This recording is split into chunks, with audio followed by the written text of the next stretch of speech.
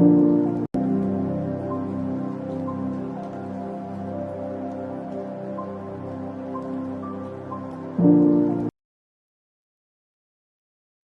बहुत बहुत स्वागत है आप सभी का कॉस्मिक स्पिरिचुअल वर्ल्ड पे। तो जनरली आज का जो वीडियो है उसमें I will teach you the lovers card. Okay, but उससे पहले मैं आप लोगों के साथ कुछ एक चीजें शेयर करना चाहूंगी कि जैसे कि अभी कुछ लोग हो सकता है सिर्फ मेरे वीडियोस से ही टैरो को सीख रहे हो। तो हमें सबसे ज्यादा जल्दी होती है ना, एटलीस्ट हमें यस नो के आंसर्स मिलने स्टार्ट हो जाएं टैरो से। तो अभी टैरो को पूरा होने में तो टाइम लगेगा, बट उससे पहले मैं आपके साथ आज एक बहुत ही यूनिक, बहुत ही अच्छा एक स्प्रेड शेयर करती हूँ, जिससे कि आप अगर सही इंटेंशन के साथ अम, अपने क्वेश्चन का आंसर जानना चाहेंगे या आप किसी दूसरे के लिए भी लेना चाहेंगे, तो वो आपको बहुत ही ज्यादा हेल्प करने वाला है। बट जैसे कि मैं हमेशा बोलती हूँ आपको कि जब भी आप टैरो करते हैं, जब भी आप टैरो स्प्रेड्स करते हैं, किसी के लिए क्वेश्चन लगाते हैं, तो क्वेश्चन जो है ना बहुत जेन्युइन होना चाहिए। और जब जब आप पूरा सरेंडर करके क्वेश्चन लगाएंगे तो डेफिनेटली आपको हमेशा ठीक आंसर मिलने वाला है। तो मैं आपसे स्क्रीन शेयर करूंगी और without any delay let's come on the point. तो ओके, सो आई होप आपको मेरी स्क्रीन शेयर हो रही है अच्छे से। तो the spread is 13 S spread. ये स्प्रेड आपको बुक में भी मिल जाएगा, बट समटाइम्स क्या होता है कि हो सकता है बुक में देखने से आपको क्लैरिटी थोड़ी कम मिल रही हो। सो आई थॉट कि मैं आपके साथ इसको इस तरीके से शेयर करती हूँ। तो 13 एसेस स्प्रेड, तो इसमें आपको क्या करना है, सबसे पहले आप अपने टैरो डेक को बहुत अच्छे से शफल करेंगे।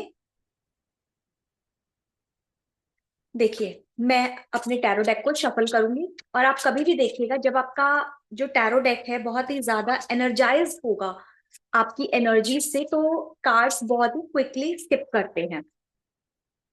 तो देखिए, मैं आपको स्क्रीन पे भी समझाऊंगी और आप यहाँ पे भी देख सकते हैं। अब मुझे ना 3 पाइल्स बनानी है और 3 पाइल्स में मैं 13 13 कार्ड, 13 13 कार्ड्स ड्रॉ करने वाली हूँ। और जहां पे मेरे पास एस कार्ड आ जाएगा मैं वहां पे स्टॉप कर दूंगी। अगर 13 कार्ड मैंने काउंट किए और एस का कार्ड नहीं आया तो मीन्स ओवर। वहां पे आप 14 15 16 और कार्ड ड्रॉ करने वाले नहीं हैं। तो लेट्स बिगिन। 2 3 4 5 6 7 8 9 10 11 12 13। तो देखिए, मैंने ये 13 कार्ड्स की एक फाइल बनाई जिसमें कि मेरे पास मल्टीपल कार्ड्स आए, लेकिन मेरे पास एस कार्ड नहीं आया। I will place it here. अब मैं दूसरी फाइल बनाना शुरू करूंगी।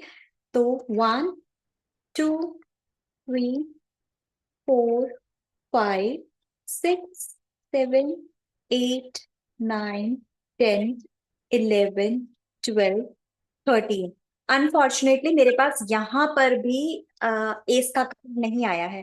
तो देखिए, वैसे तो इसका आंसर जो भी क्वेश्चन आपका क्लाइंट पूछेगा तो ऑलरेडी नो ही है, बट ओके, एक फाइल और हम ड्रॉ करते हैं। तो अब मेरे पास थर्ड फाइल में ऑलरेडी जो है एस ऑफ सॉर्ड्स आ गया है।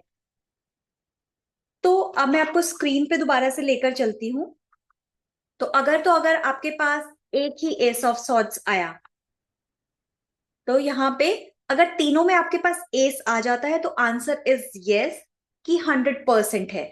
अगर हमारे पास दो आते हैं तो 50-50 काम में। तो देखना आप मोस्टली ना उसमें पेंटिकल्स और कप जरूर आएंगे। पेंटिकल और कप्स के ही आपके पास पाइल्स बनेंगी। एस ऑफ पेंटिकल आएगा और एस ऑफ कप्स आएगा, जो कि दोनों ही डिले बता रहे हैं काम में, या दोनों ही काम होगा लेकिन 50-50। यू नेवर नो, यू आपको पास इसका आंसर नहीं है कि कब होगा।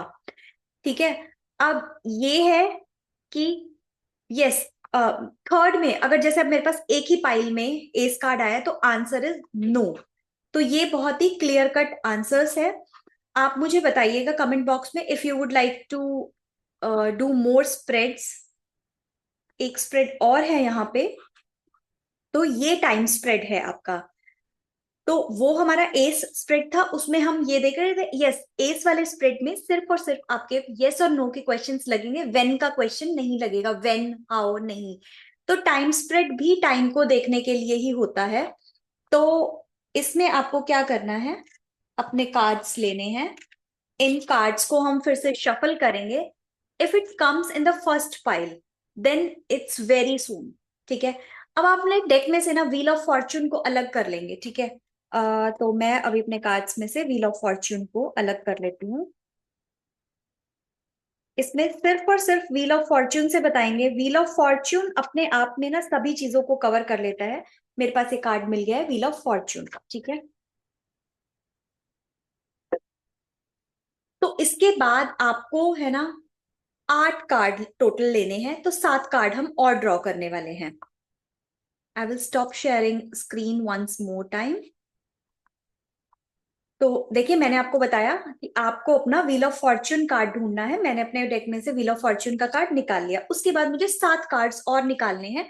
टॉप पे से ही निकाल सकते हैं, शफल कर सकते हैं। हमें जो सारा गेम है ना वो इस कार्ड का है और किसी कार्ड का नहीं है। 2, 3, 4, 5, 6, 7।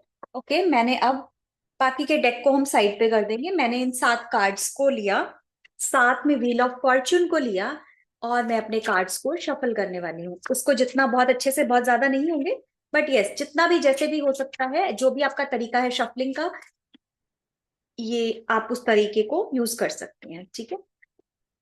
तो अब मेरे कार्ड शफल हो गए। मैं थोड़ा सा यहाँ पे स्पेस क्रिएट करती हूँ आपके लिए। तो देखिए, अब मैं यहाँ पे लगाऊंगी ऐसे कार्ड्स को। I think mostly cards clear है। ऐसे आपको ना 2-2 कार्ड्स लगाने हैं। इसके नीचे आप 2 लगाएंगे, नीचे लगाएंगे, और I think more is not visible no. तो 2 कार्ड मैं आपको ऐसे स्क्रीन पे दिखा देती हूँ। नेक्स्ट में मेरे पास ये दोनों कार्ड आए, ठीक है, 2 to 4, ठीक है, और 6 हो गए। उसके बाद मेरे पास ये कार्ड आया। तो अब ये मेरे पास में सबसे नीचे आया है card, wheel of Fortune is and card. अब मैं आपको स्क्रीन पे दिखाती हूँ कि आप इसको कैसे रीड करेंगे इस स्प्रेड को। तो देखिए, अगर तो आपका व्हील ऑफ फॉर्च्यून फर्स्ट उसमें आ जाता है तो काम बहुत जल्दी हो जाएगा। सेकंड में व्हील ऑफ फॉर्च्यून के साथ कोई भी कार्ड आता है तो सून होगा। थर्ड पाइल में अगर आता है, जैसे सपोज, अगेन स्क्रीन पे आई थिंक मेरा टेबल विजिबल नहीं होगा, बट दैट्स ओके, मैं आपको फिर से एक्सप्लेन कर दूंगी। तो थर्ड पाइल में अगर आता है तो पेशेंस रखना है आपको, और अगर फोर्थ पाइल आता है तो डिले और ब्लॉक है। अब बहुत बार ना लोग पूछते हैं कि मैम वेरी सून में कब हो जाएगा, सून में कब हो जाएगा। तो मैं आपको एक चीज बताती हूँ। देखिए, व्हील ऑफ फॉर्च्यून के साथ जो भी कार्ड आ रहा है ना, वो आपको बताएगा कि वेरी सून में कितना है। लेट्स से कि अगर मान लो आपका प्रॉपर्टी का क्वेश्चन है, ठीक है, और प्रॉपर्टी के क्वेश्चन में आपका क्लाइंट पूछ के फर्स्ट पाइल में ही हमारे पास आ गया wheel of fortune and plus pentacles आ गए। तो देखिए, एक तो प्रॉपर्टी में वेरी सून तो होगा, बट अगर वो सालों साल का एक्सपेक्ट कर रहे थे ना, उतने साल नहीं लगेंगे। बट वो कहीं ना कहीं किसी न किसी पैसे की वजह से ना काम में अभी के टाइम में रुकावट है। तो अगर वो उस रुकावट को सॉल्व कर लेते हैं, उस प्रॉब्लम को सॉर्ट कर लेते हैं, उन पैसों को अरेंज कर लेते हैं, तो उनका काम बहुत ही जल्दी हो जाएगा। तो इस तरीके से हम आंसर देते हैं। बट जब तक आपको बहुत अच्छे से प्रैक्टिस नहीं हो जाती, मैं आपको सजेस्ट करूंगी कि प्लीज आप उतना ही क्वेश्चन का आंसर दीजिए जितना आपसे आपका क्लाइंट पूछ रहा है।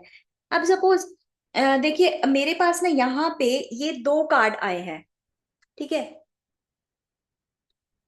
ये अगर इसके साथ मेरे पास ये कार्ड की जगह पे, 4 ऑफ कप्स की जगह पे अगर ये दोनों कार्ड आ जाते, तो मीन्स, अब मैं बोलूंगी अराउंड द कॉर्नर है, इतना जल्दी आपका काम होने वाला है। It is not at all delayed, मतलब कि वीक में भी हो सकता है, कोई ऑब्स्टिकल नहीं है। यहाँ पे हमारे पास 2 मेजर पॉजिटिव अरकाना आए हैं।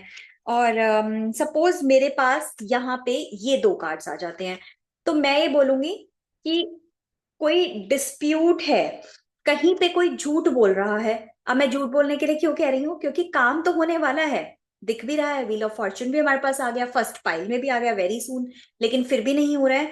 तो मीन्स यहाँ कहीं ना कहीं झूठ है या कम्युनिकेशन का डिफरेंस है, difference of communication. I am just talking about the property question, है ना। मैंने अभी बात नहीं की है कि कोई और, अगर रिलेशनशिप का होता और पर्सन बोल रहा है कि व्हेन आई विल मीट या मेरा रिलेशनशिप आगे कब जाके सक्सेसफुल हो जाएगा या कुछ भी है, तो मीन्स यहाँ पे बहुत सारा कम्युनिकेशन का गैप है, इसलिए आपका काम अभी के दौरान नहीं हो पा रहा है। तो कम्युनिकेशन को रिमूव कीजिए। अगर मेरे पास यहाँ पे ये आ जाता तो डेफिनेटली इस फाइट को सॉल्व करो। वॉन्ट्स की एनर्जी है, जल्दी से फुलफिल होगी, फायर एनर्जी है, तो इसको वो कीजिए। तो मतलब मैं आपको ये बताना चाहती हूँ कि हमेशा आपके पास रीजन साथ में है, लेकिन अगर आप रीजन को नहीं रीड कर पा रहे हो ना, then don't say anything, don't say anything at all.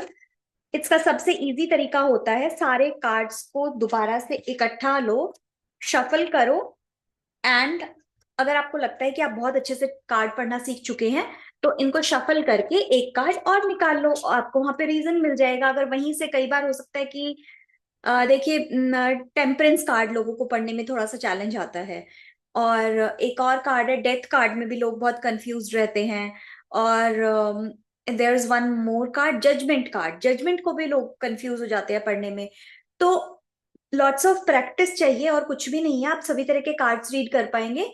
तो इन दैट केस आप कोई भी एक ऐसा कार्ड ले लीजिए। अब जैसे यहाँ पे अगर मेरे पास ये कार्ड आ गया, ठीक है, तो यार पैशन की कमी है, कोई सिकनेस रीजन हो सकता है रिलेशनशिप का, या बर्न आउट रीजन हो सकता है कि आपके रिलेशनशिप में डिले क्यों आ रहा है। तो इस तरीके से ना आपको, और मैं आपको बताऊं, टैरो हमेशा आपकी इंट्यूशन पे वर्क करता है।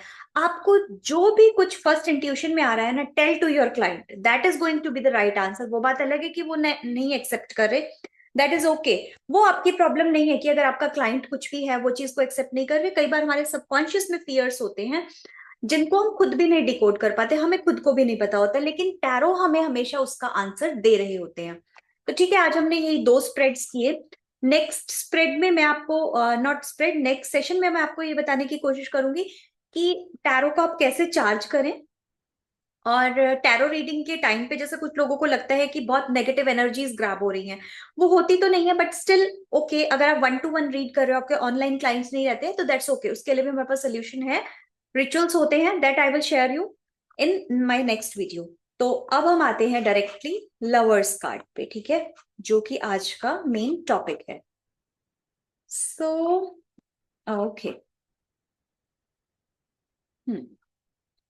तो देखिए, ये जो लवर्स कार्ड है ना, सबसे पहले तो आपको कैसी एनर्जीज आ रही है इस कार्ड को पढ़ने से, वो आपको देखना है। कलर्स कैसे हैं कार्ड में, हमें वो एनर्जीज चेक करनी है, राइट। अगर आपको वो एनर्जीज समझ में आ रही हैं तो डेफिनेटली और चीजें बहुत ही जल्दी से समझ में आने वाली हैं, ठीक है। तो आप इस कार्ड को ध्यान से देखिए। एक तो ना ये हीलिंग का कार्ड है, प्यार का कार्ड है, इसमें लव मैनिफेस्टेशन की बात की गई है। आप लव को बहुत जल्दी मैनिफेस्ट कर सकते हैं इस कार्ड की हेल्प से, इस कार्ड के गाइडेंस से लेकर। तो सबसे पहले ना, बहुत सारे लोगों की नजर ना इस पे सिर्फ और सिर्फ इनके नेकेड फिगर्स पे जाती है। तो नेकेड फिगर्स यहाँ पे आपको ये बताते हैं कि ये प्योरिटी का प्रतीक है। यहाँ पर कोई न्यूडिटी को या किसी और चीज को नहीं दिखाया गया है। It is just and just about the purity. ये जो कपल है ना, ये जो लोग हैं दोनों, या जो लव आप मैनिफेस्ट करने वाले हैं लाइफ में, वो इस तरह का होगा, जो अंदर है वही बाहर है। कमिटमेंट का कार्ड है, प्यार, लव रिलेशनशिप की शुरुआत का कार्ड है, चॉइसेस का कार्ड है। और ये जो कनेक्शन है ना, आपका सोलमेट जैसा कनेक्शन रहने वाला है। ये कोई ऑर्डिनरी जो हमारा रिलेशनशिप होता है वैसा बिल्कुल भी नहीं रहने वाला है। तो उसके बाद हम आते हैं इसके सिंबल्स पे, ठीक है। तो ओके, हाँ, तो अब हम आते हैं सिंबल पे। सबसे पहले तो जो ये एंजल है ना यहाँ पे, ये एंजल है, एंजल राफेल। ये देखिए इधर, ये एंजल, एंजल जो है, ये है एंजल राफेल। तो ये हीलर का कार्ड है, हीलिंग एनर्जीज का कार्ड है। जब भी आपको कभी किसी डिजीज से हील करने की जरूरत है, या जब भी आप किसी ऐसे चैलेंज से गुजर रहे हैं जिंदगी में जहां पर आपको हीलिंग की बहुत ज्यादा जरूरत है, तो आप इस कार्ड के साथ काम कर सकते हैं। इस कार्ड पे आप बहुत ज्यादा फोकस कर सकते हैं, अपनी एनर्जीज को लगा सकते हैं, मेडिटेट कर सकते हैं। ये सब चीजें हैं यहाँ पर इस कार्ड में। एंजल राफेल आपको ये बोल रहे हैं, ठीक है। उसके बाद ये कार्ड ना आपको पैशन और रॉयलिटी के साथ काम करने को कहता है। यहाँ पे ना कोई भी कंजूसी, किसी भी तरह का फीलिंग्स को छुपाना, स्टिंजी थिंग्स करने की ना कोई भी वो नहीं है, जगह नहीं है। तो आपको वो बिल्कुल नहीं करना है। और यहाँ पे जो पीछे आपको स्नेक्स दिख रहे हैं, इस एप्पल ट्री के पीछे ना ये स्नेक है, अगर आप इसे ध्यान से देखोगे तो ये स्नेक है ना कहीं अनफुलफिल्ड डिजायर्स के बारे में भी बताता है। अगर कोई कपल है, वैसे तो इस पे ब्लेसिंग है, बट अगर मान लो हम प्रीवियस कार्ड की एनर्जी देखें, जो आपका स्प्रेड रहेगा, उसमें अगर हम एनर्जीज को चेक करें कि पास्ट में क्या एनर्जी है और फ्यूचर में क्या एनर्जी है, तो आपको एक बहुत ही अच्छे से क्लैरिटी मिलेगी। तो यहाँ पे अनफुलफिल्ड डिजायर्स को बताता है स्नेक आपकी। और अनफुलफिल्ड डिजायर्स में ये हो सकता है कि करंट रिलेशनशिप में ना कुछ ऐसी चीजें हैं, या कुछ चीजें आप ऐसी कर रहे हो, कोई एडिक्शंस हो सकती है, अनहेल्दी चॉइसेस हो सकती है, जिसकी वजह से आप लाइफ में, रिलेशनशिप में आगे नहीं बढ़ पा रही हैं। तो उसके बाद फायर जो है, फायर पैशन का प्रतीक है, फायर इस चीज का प्रतीक है। हो सकता है कपल का रिलेशन बहुत ही डल हो, तो हमें इसमें अपने रिलेशन में और पैशन लाने की जरूरत है। तो यहाँ पे ये जो क्लाउड है ना, देखिए क्लाउड्स यहाँ पे क्या बता रहे हैं आपको, कंफ्यूजन।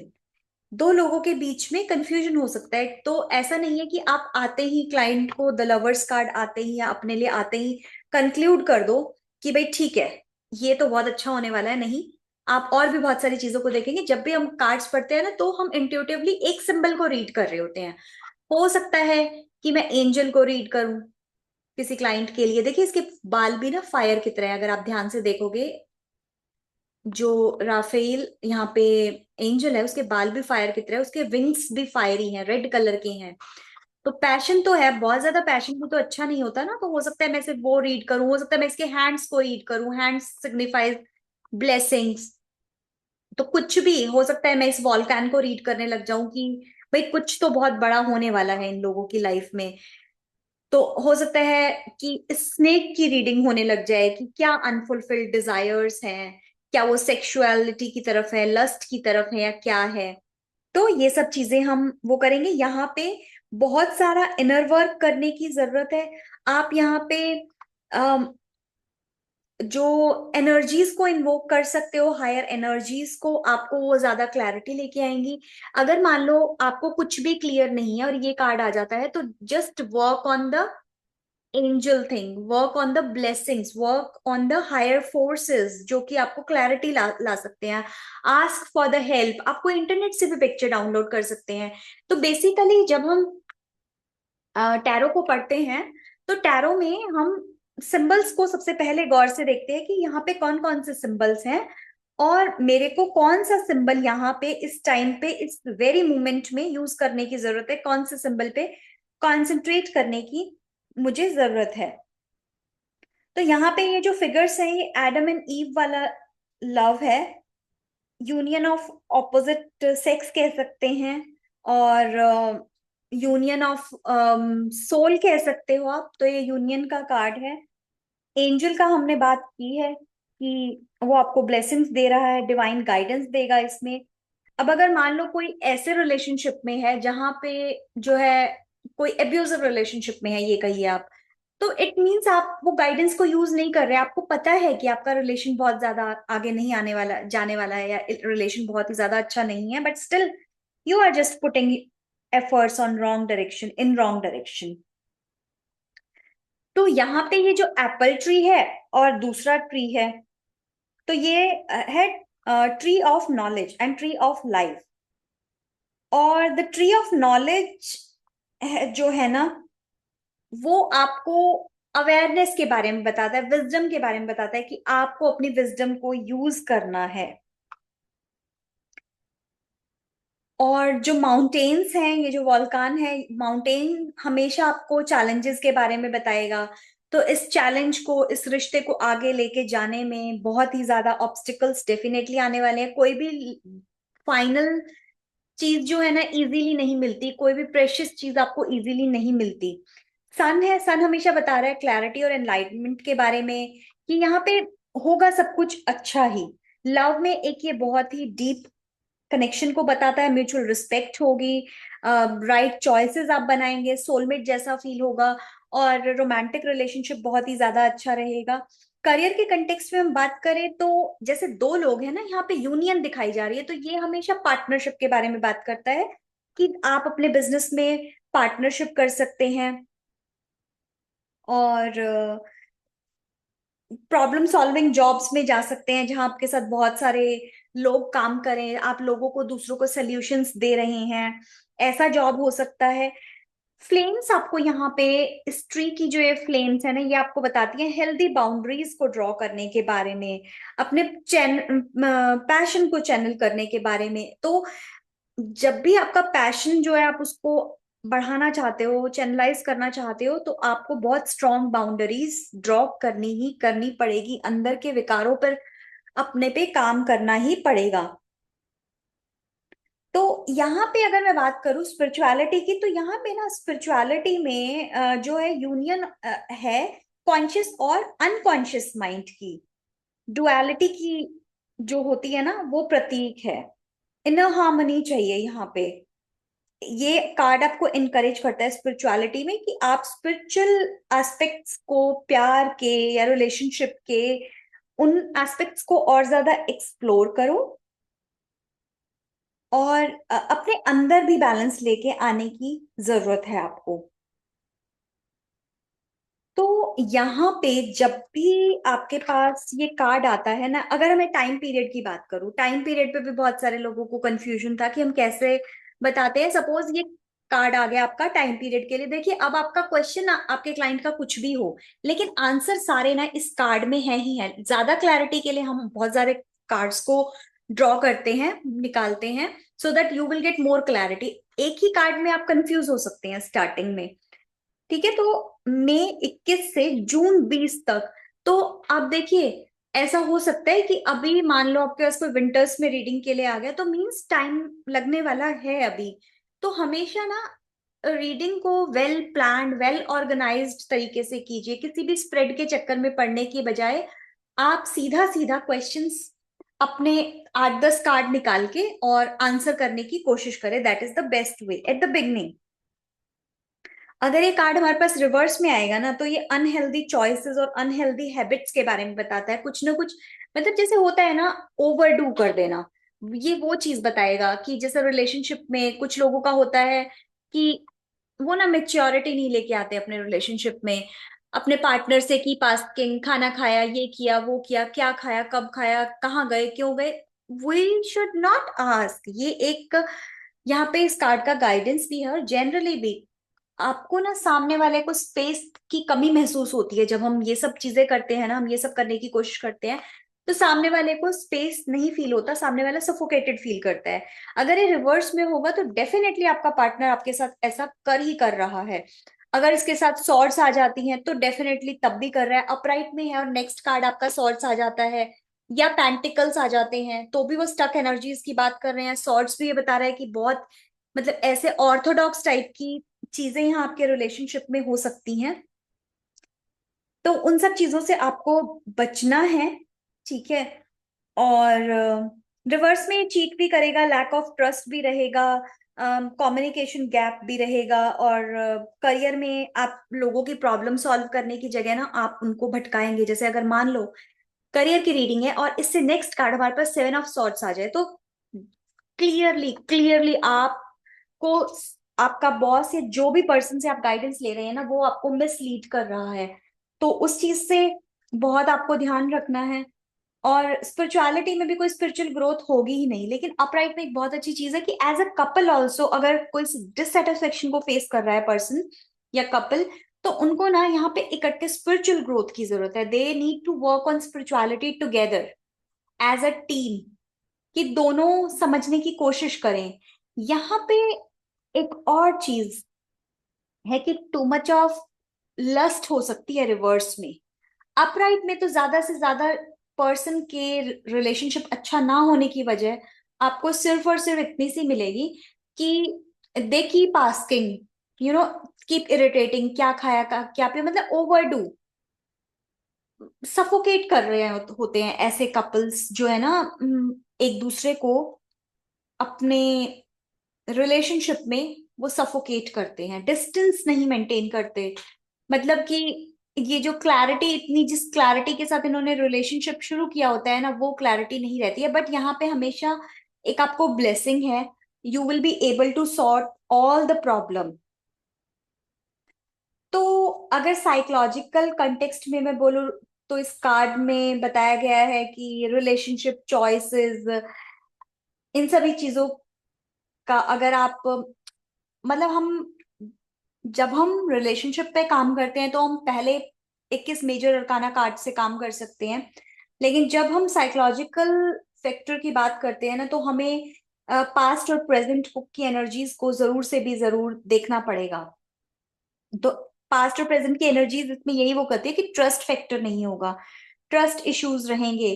तो यहाँ पे ना डीपर लेवल पे, डीपर सबकॉन्शियस लेवल पे ना, अगर आप इसको डिकोड करेंगे तो आप सफोकेट कब करते हैं, जब आपको ट्रस्ट नहीं होता। तो यहाँ पे कपल के बीच में डीपर लेवल ऑफ सबकॉन्शियस चल रहा होता है कि वो ट्रस्ट नहीं करता, बट उसको कॉन्शियसली नहीं पता। ये बहुत सारी चीजें होती है ना जो हमें कॉन्शियस ब्रेन कहता है कि ये ऐसे नहीं है, बट जब हम कभी भी उसको हैंडराइटिंग से रीड करते हैं या किसी भी हम हीलिंग सेशन या हिप्नोथेरेपी से रिवील करते हैं, तो हमेशा वही मिलता है। तो इस तरह से आप दो तीन मोडालिटीज को जब कंबाइन करते हैं तो बहुत ही अच्छी चीजें निकल के आती है, और आपका अपनी रीडिंग्स पे ना बहुत ट्रस्ट डेवलप होता है।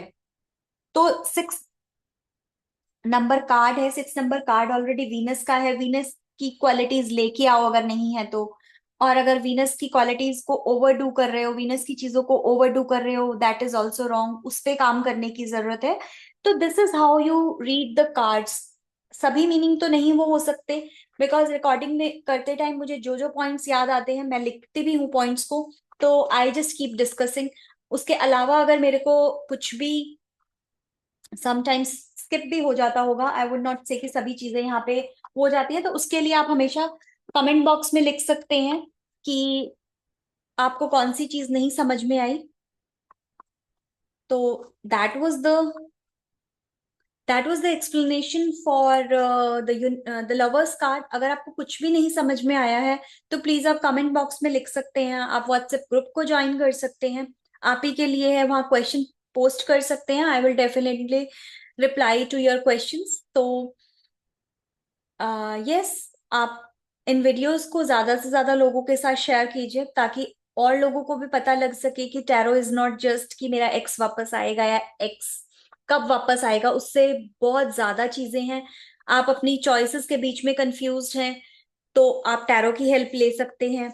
तो मैं आपको जल्दी से एक चीज और बता देती हूँ टैरो के बारे में। जैसे सपोज आपके पास 4 ऑप्शंस हैं, ठीक है।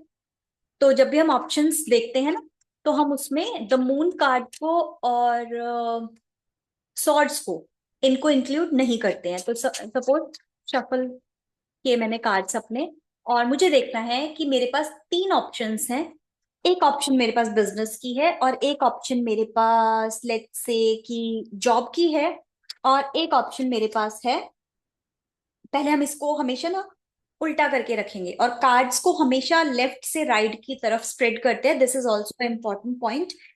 तो अब मेरे पास एक हो गया बिजनेस, एक हो गया जॉब का, और थर्ड ऑप्शन लेट्स से कि मेरे पास बाहर जाने का है, ठीक है। अब मैं इन कार्ड्स को रिवील करूंगी। तो मेरे पास फर्स्ट ऑप्शन में आया night of pentacles, second option में मेरे पास आया, जहां पे मैंने बात की थी जॉब की, 10 ऑफ कप्स, और 3 में मेरे पास आया द टावर कार्ड।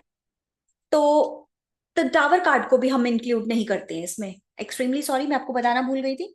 तो अब ये तो ऑप्शन वैसे ही रूल आउट हो गई। अगर मान लो मैं लेट्स से कि आप इस कार्ड को वापस डाल सकते हैं, और इसकी जगह नाइट ऑफ सॉर्ड्स मेरे पास आ गया। तो नाइट ऑफ सॉर्ड्स की भी एनर्जी जो है ना, बाहर जाने की तो है, बट किस तरह की रहेगी, बहुत ग्रेट नहीं रहेगी उसमें। तो मेरे पास सबसे अच्छा कार्ड, पॉजिटिव कार्ड ये आया। तो हमें सबसे पहले देखना है मेरे पास पॉजिटिव कार्ड कहाँ पे आ रहा है। पहले आप देखिए मेजर अरकाना कहाँ पे आ रहा है, उस चॉइस के साथ जाइए।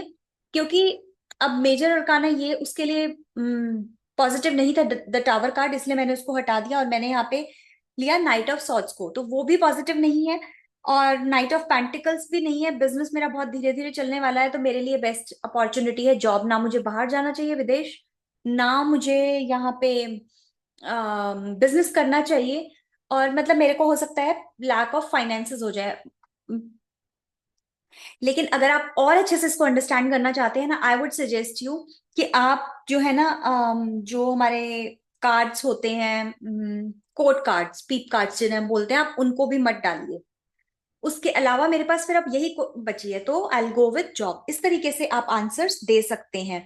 तो ये मेरे को वैसे भी 10 ऑफ कप्स है ना, बहुत सेटिस्फेक्शन, इमोशनली, फाइनेंशियली बहुत हैप्पीनेस लेके आने वाला है। मेरे बच्चे भी खुश रहेंगे, मेरी फैमिली होगी, मेरी फैमिली के साथ रीयूनियन हो सकती है अगर मैं कहीं बाहर रह के कुछ ट्राई कर रही थी। तो job is the best option for me right now. तो इस तरीके से आप ऑप्शंस के कार्ड भी यूज कर सकते हैं। स्लोली आई विल ट्राई कि मैं आपके लिए और ज्यादा स्प्रेड्स पे को लेके आ सकूं, या किसी दिन हम सिर्फ एक रेंडम स्प्रेड करेंगे जिसमें कि कोई हम मतलब स्प्रेड नहीं लगाएंगे। We will just draw the cards, और मैं आपको बताऊंगी कि कैसे कार्ड्स रीड करते हैं। So thank you so much for watching this video. I will see you in next video. Bye bye.